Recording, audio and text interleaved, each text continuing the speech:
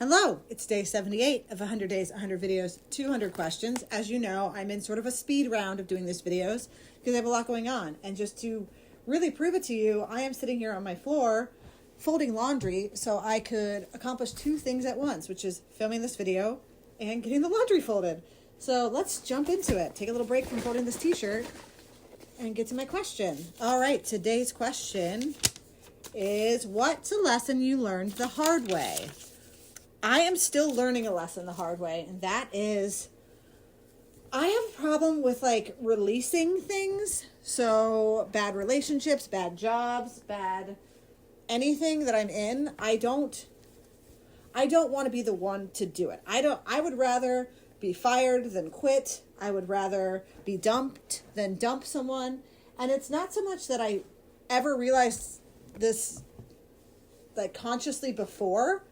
I just finally took the time to look back through my life and realize that I was constantly in that situation. Every job that I had quit came or even got fired, because I got fired from a job too, but it was the same situation where if I quit, it had gotten so bad it was no longer sustainable. But that doesn't mean I should have been there for as long as I was, right?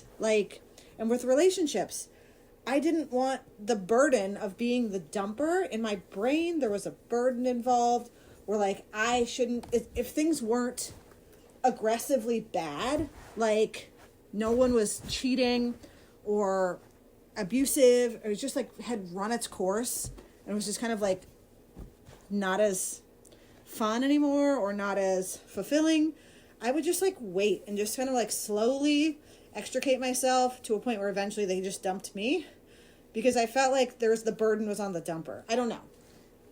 So that's kind of the lesson that I'm just finally in the last few days recognizing that that's a bit of a character flaw of mine. I can't let go of things that are no longer good for me. And how have I fixed that? That's to be determined. I don't know. I don't have anything right now. Just because the last I told you last week that I was let go from a retainer that I had. And it was kind of the same situation where it's had I grown beyond that and I was just sort of sitting there, just still existing in it, it's really caused me to do a lot of introspection, which is great. All right, let's get to day 78 on here. If you knew that in 1 year you would die suddenly, would you change anything about the way you are now living? I mean, yes. If I knew I was going to die suddenly in a year, I wouldn't work anymore. I would have a bunch of stuff put onto I would actually probably get divorced. That way my husband's stuff is no longer tied to mine. And that's not because I would want to get divorced, despite what I literally just said, but because then I could rack up some credit card bills and have it just forgiven. I don't know if that would actually work. I'd have to look into the specifics of that, but something like that where I could not work. I could spend 100% of my time with people that I want to be around and making an impact in the world as little as I could do in a year, or as big as I could do it in a year, I should say.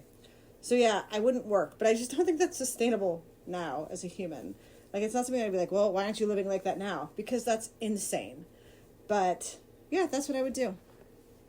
I guess I have it a little bit planned out. All right, this is day 78 of 100 days, 100 videos, 200 questions. Thank you so much for watching, and I will see you tomorrow wearing the same outfit, still folding laundry.